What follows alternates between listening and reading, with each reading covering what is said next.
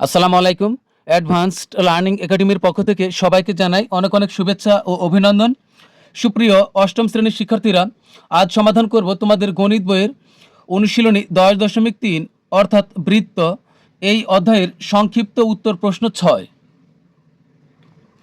এটা দেওয়া আছে তোমাদের 2026 সালের গণিত বইয়ের পৃষ্ঠা 158, সংক্ষিপ্ত উত্তর প্রশ্ন 6। তো এখানে মোট 4টি অঙ্ক আছে, ক থেকে ঘ পর্যন্ত। তো আমরা আজ সবগুলো অঙ্কই সমাধান করব। সংক্ষিপ্ত উত্তর প্রশ্ন 6-এর 4টি অঙ্ক সমাধান করার পূর্বে তোমাদেরকে বৃত্ত সম্পর্কে কয়েকটি স্পষ্ট ধারণা থাকা প্রয়োজন। এটি হলো একটি বৃত্ত, এটা হলো বৃত্তের ব্যাস। ব্যাসের ইংরেজি হলো ডায়ামিটার, যাকে আমরা সংক্ষেপে বৃত্তের অঙ্কের সময় আমরা ডি দ্বারা প্রকাশ করব, অর্থাৎ ব্যাসকে আমরা ডি দ্বারা প্রকাশ করব। এরপর দেখো, এটা হলো ব্যাসার্ধ, অর্থাৎ দেখো এখানে আছে পরিপূর্ণ রেখাংশ আছে আর এখানে আছে অর্ধেক। তার মানে হলো ব্যাসের অর্ধেক হলো ব্যাসার্ধ, অর্থাৎ ব্যাস যোগ অর্ধ ব্যাসার্ধ। ব্যাসের অর্ধেককেই ব্যাসার্ধ বলে। আর ব্যাসার্ধর ইংরেজি হলো রেডিয়াস, যাকে আমরা আর দ্বারা প্রকাশ করব সংক্ষেপে, অর্থাৎ বৃত্তের ব্যাসার্ধ হলো আর। তার মানে হলো ব্যাস বড় আর ব্যাসার্ধ হবে ছোট। এরপরে দেখো, আমাদেরকে এই কয়েকটা ব্যাপার অবশ্যই আমাদেরকে জানতে হবে। বৃত্তের ব্যাস সমান হলো ডি, অর্থাৎ বৃত্তের ব্যাসকে আমরা ডি দ্বারা প্রকাশ করব। বৃত্তের ব্যাসার্ধ হলো আর। ব্যাসার্ধ মানে কি? ডি। ডি হলো ব্যাস, ব্যাসকে 2 দ্বারা ভাগ করলে এর অর্ধেক হয়ে যায়, অর্থাৎ আর এর মান হবে ডি এর অর্ধেক, অর্থাৎ অর্থাৎ ডি কে 2 দ্বারা ভাগ করলে আর পাওয়া যাবে। আর বৃত্তের ব্যাসার্ধের সংক্ষিপ্ত রূপ হলো আর। আর বৃত্তের পরিধির সূত্র হলো 2 পাই আর। এটা হলো নতুন একটি চিহ্ন, এটা হলো পাই, 2 পাই আর।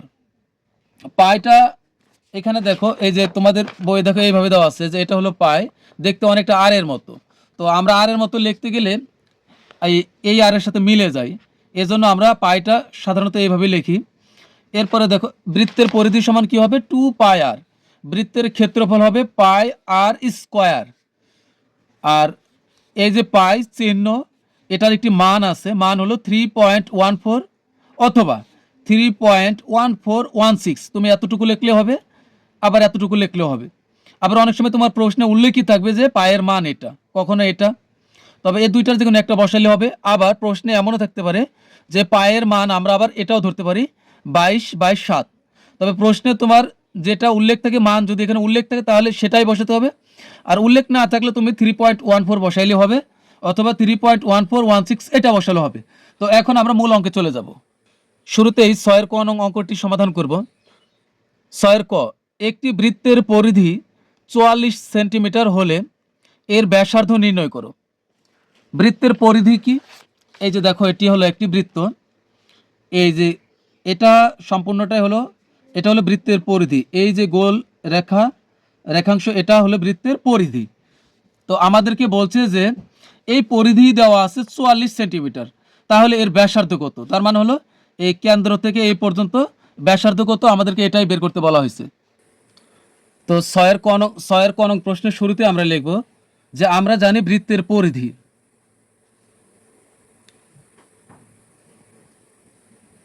আমরা জানি পরিধি সমান হলো 2 পাই আর।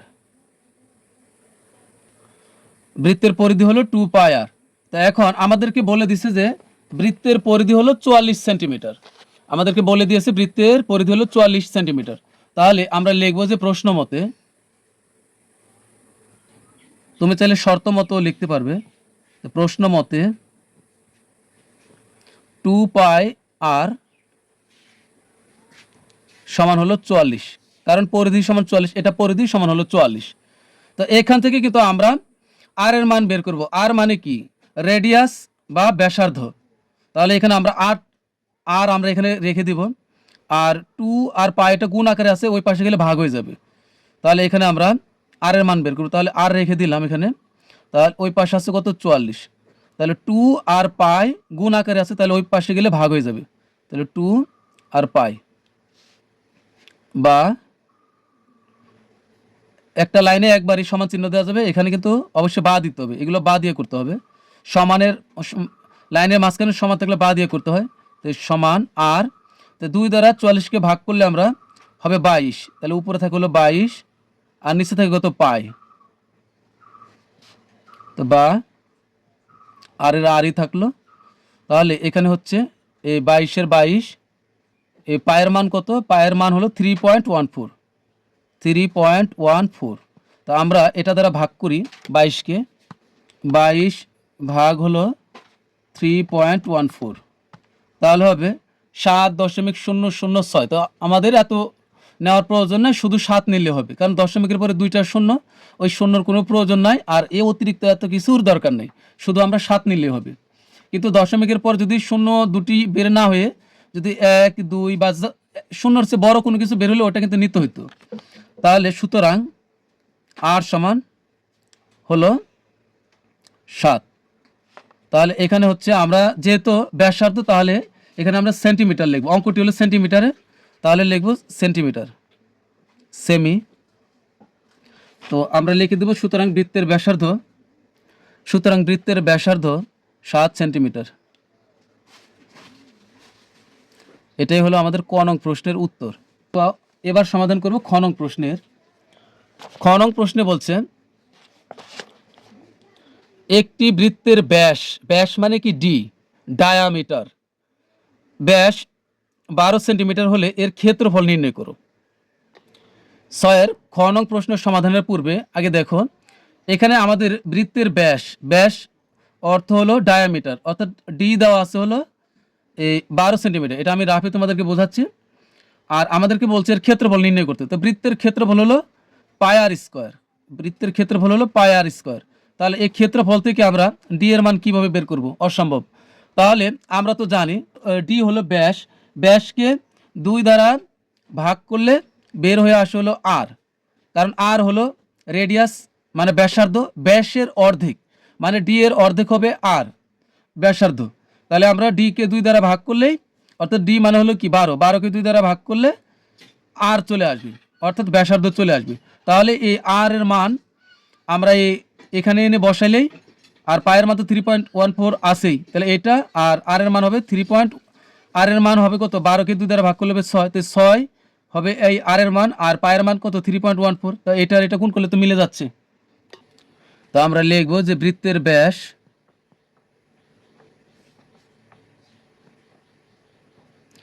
এরপরে কমা দিয়ে লিখবো, অথবা তুমি ব্র্যাকেটেও লিখতে পারবে, এখানে বৃত্তের ব্যাস ডি সমান হলো 12 সেন্টিমিটার। তো সুতরাং ব্যাসার্ধ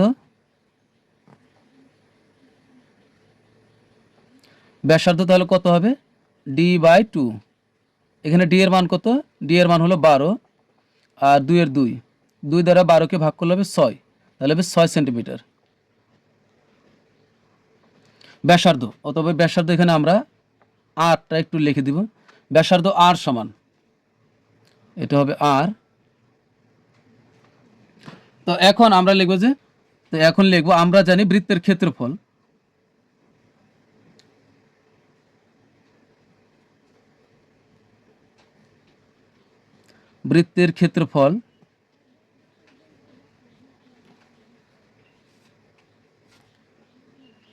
যেহেতু বৃত্তের ক্ষেত্রফল বের করতে বলছে, বৃত্তের ক্ষেত্রফল সমান হলো পাই আর স্কোয়ার।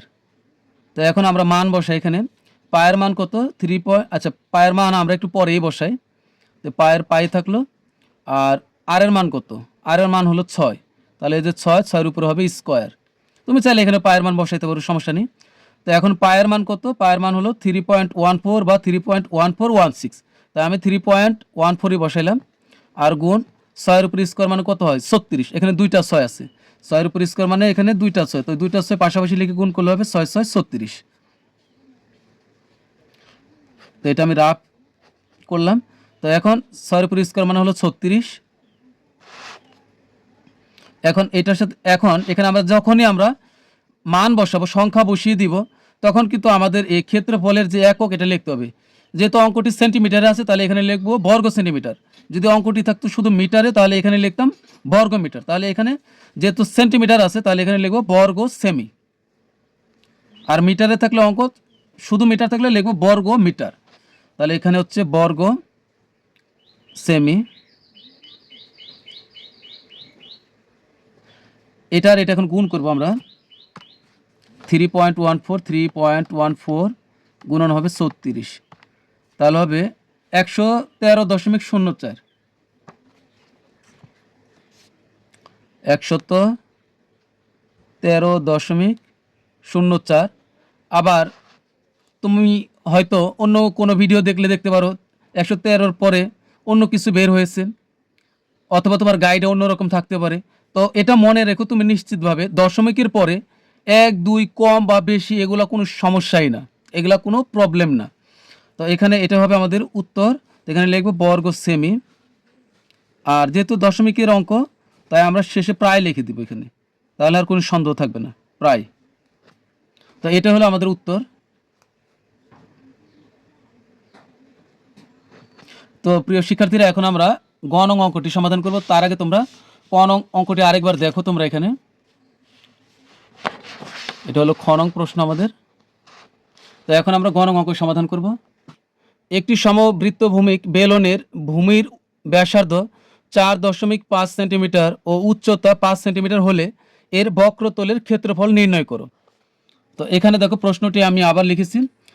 গ নং প্রশ্ন, একটি সমবৃত্ত ভূমিক বেলনের ভূমির ব্যাসার্ধ 4.5 সেন্টিমিটার ও উচ্চতা 5 সেন্টিমিটার হলে এর বক্রতলের ক্ষেত্রফল নির্ণয় করো। এখন প্রশ্ন হলো সমবৃত্ত ভূমিক বেলন কি? এই যে এটা হলো একটা বেলন, এটা একটা বেলন, আমাদেরকে বলছে এর ভূমির ব্যাসার্ধ, এই যে এই নিচে যে ভূমি আছে, এই যে ভূমি, এর ব্যাসার্ধ, এটা হলো কেন্দ্র, কেন্দ্র থেকে এই পর্যন্ত, কেন্দ্র থেকে এই পর্যন্ত হলো কি ব্যাসার্ধ। এটা কিন্তু আমি তোমাদেরকে চিত্রে দেখিয়ে দিয়েছি। এই যে এটা হলো ব্যাসার্ধ, এই যে এটা কেন্দ্র থেকে এ পর্যন্ত, এটা হলো ব্যাসার্ধ। আমাদেরকে এই ব্যাসার্ধ বের করতে বলছে। মনে করো আমরা এটা যদি এভাবে ধরি তাহলে কিন্তু একটা সিলিন্ডার হয়ে গেল, এটা একটা সিলিন্ডার হয়ে গেল। এখন এটাকে যদি আমি এভাবে রাখি ভূমির উপরে, তাহলে কিন্তু এ নিচে একটা জায়গা দখল করবে। এটাই হলো ভূমি, এই যে এটা হলো কি ভূমি। তার মানে এটা একটা বৃত্ত হইলো, আর এখান থেকে এই এতখানি হলো কি ব্যাসার্ধ, এই কেন্দ্র থেকে এ পর্যন্ত হলো ব্যাসার্ধ। এখন আমাদেরকে বলে দিয়েছি যে এই ব্যাসার্ধ হলো কত, 4.5 সেন্টিমিটার। এই ব্যাসার্ধ হলো 4.5 সেন্টিমিটার। আর উচ্চতা, উচ্চতা হলো এই যে এটা যদি আমি এইভাবে খাড়া করি, তাহলে এই যে এখান থেকে এই পর্যন্ত এই উচ্চতা, উচ্চতা হলো 5 সেন্টিমিটার। এটা হলো 5 সেন্টিমিটার। এই যে এখান থেকে এই পর্যন্ত হলো 5 সেন্টিমিটার। তাহলে এই যে আমরা কি পেলাম, ভূমির ব্যাসার্ধ পেলাম, আর এটা হলো এখান থেকে এই পর্যন্ত হলো উচ্চতা। তাহলে আমাদেরকে বলছে এর ক্ষেত্রফল বের করতে। এখন আমরা এর ক্ষেত্রফল বের করব। তাহলে গ নং প্রশ্নের সমাধানের শুরুতে আমরা প্রশ্নে যা দেওয়া আছে তাই লিখব। দেখে দেখি, সমবৃত্ত ভূমিক বেলনের ভূমির ব্যাসার্ধ। তো ব্যাসার্ধকে আমরা আর দ্বারা প্রকাশ করি, ব্যাসার্ধ, এরপরে একটা কমা দিব, অথবা তুমি কমা না দিয়ে এটা ব্র্যাকেটে লিখলে হবে। ব্যাসার্ধ আর সমান কত, 4.5 সেন্টিমিটার।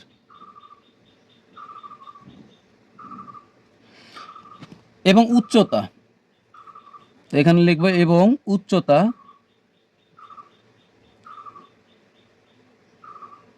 উচ্চতাকে আমরা এইচ দ্বারা প্রকাশ করি, হাইট, হাইট মানে হলো উচ্চতা, এইচ সমান হলো 5 সেন্টিমিটার। তো এখন ক্ষেত্রফলের যে সূত্র আমরা শুধু সেটাই লিখব। তো এখানে আসলে বোঝার কিছুই নেই, সরাসরি আমাদেরকে সূত্রটি মুখস্থ করতে হবে। তা আমরা জানি, লিখব যে আমরা জানি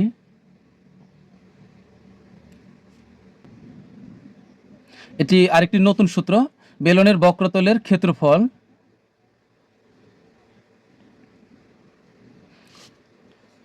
বেলনের বক্রতলের ক্ষেত্রফল 2 পাই আর এইচ। তবে এখানে একটা কথা মনে রাখবো, এ 2 এর সাথে পাই গুণ আকারে আছে, পায়ের সাথে আর গুণ আকারে আছে, আর এর সাথে এইচ গুণ আকারে আছে। তো এখন আমরা এই মানগুলো বসিয়ে দিব এখানে। তো এখানে হচ্ছে এ 2 এর মান 2ই থাকলো, আর পায়ের মান কিন্তু আমি বলেছিলাম 3.14 বা 3.1416। তো এখানে আমরা এই গুণ দিয়ে পায়ের মান 3.14ই বসাইলাম, আর গুণ, আর এর মান, এই যে আর এর মান হচ্ছে 4.5, তো এখানে হচ্ছে 4.5 আর গুণ এইচ মানে হাইট বা উচ্চতা, উচ্চতা আছে 5। তো এখানে একটা কথা মনে রাখবো, যখনই আমরা এই অক্ষরগুলোর মান এখানে বসিয়ে দিব তখন কিন্তু এখানে আমাদেরকে একটা কিছু লিখতে হবে, বর্গমিটার না বর্গ সেন্টিমিটার কোনটা লিখব। আমরা অঙ্কে দেখব কি আছে, অঙ্কে যদি সেন্টিমিটারের থেকে থাকে তাহলে এখানে ক্ষেত্রফল হবে বর্গ সেন্টিমিটার, আর এখানে যদি এককগুলো মিটারে থাকে শুরু থেকেই তাহলে এখানে হবে বর্গ মিটার। অর্থাৎ আমি কি বললাম, এখানে সেন্টিমিটারে থাকলে ক্ষেত্রফল হলে হবে বর্গ সেন্টিমিটার, আর এখানে যদি মিটার দিয়ে থাকে তাহলে ক্ষেত্রফল লিখলে তখন লিখতে হবে বর্গ মিটার। তাহলে এখানে সেন্টিমিটার আছে, এখানে লিখবো হলো বর্গ সেন্টিমিটার, যেহেতু ক্ষেত্রফল সব ক্ষেত্রফল হলো বর্গ সেন্টিমিটার। তো এখন আমরা এই সবগুলো গুণ করে দিই। এখানে 2 গুণন 3.14 গুণন হবে 4.5 গুণন হবে 5, তাহলে হবে 141.3, 141.3। কিন্তু তুমি যদি এখানে 3.1416 লেখো তাহলে কিন্তু 141-এর পরে 3-এর পরে আরও কিছু আসতে পারে। তবে একটা কথা তোমাদেরকে আমি নিশ্চিতভাবে বলে রাখি, দশমিকের পরে 1 2 কম বা বেশি এগুলা কিচ্ছু না। তাহলে এখানে হচ্ছে আমাদের 141.3, 141.3 এখানে লিখবো বর্গ সেমি। তো এটা কি বের হলো, বেলনের বক্রতলের ক্ষেত্রফল। তাহলে এটাই আমাদের উত্তর। এবার আমরা সর্বশেষ ঘ নং অঙ্কটি সমাধান করব। ঘ নং প্রশ্নে দেওয়া আছে, দেখো, একটি বৃত্তাকার ক্ষেত্রের ক্ষেত্রফল 81 পাই বর্গ সেন্টিমিটার, মাঠটির ব্যাসার্ধ নির্ণয় করো। অর্থাৎ একটি বৃত্তাকার ক্ষেত্রের ক্ষেত্রফল হলো 81 পাই বর্গ সেন্টিমিটার, মাঠটির ব্যাসার্ধ নির্ণয় করো। অর্থাৎ একটি মাঠ আছে বৃত্তের মতো গোল, আর তার ক্ষেত্রফল হলো 81 পাই বর্গ সেন্টিমিটার। তাহলে মাঠটির ব্যাসার্ধ নির্ণয় করো। তো ব্যাসার্ধ মানে হলো আর, আমাদেরকে আর এর মান বের করতে হবে। 6 ঘ নং। তো এখানে আমরা লিখব যে আমরা জানি ক্ষেত্রফল থেকে আমরা আর এর মান নিয়ে আসতে পারবো। তো আমরা জানি বৃত্তাকার মাঠ হোক, বৃত্ত হোক, বৃত্তাকার বাগান হোক, যাই হোক, তার ক্ষেত্রফল একটাই, পাই আর স্কোয়ার। তো আমরা জানি বৃত্তের ক্ষেত্রফল, যেহেতু মাঠটা বৃত্তের মতোই, আমরা জানি বৃত্তের ক্ষেত্রফল সমান হলো পাই আর স্কোয়ার। এটা সূত্র, এটা মুখস্থই করতে হবে। তো প্রশ্ন মতে তুমি চাইলে শর্ত মতো লিখতে পারবে।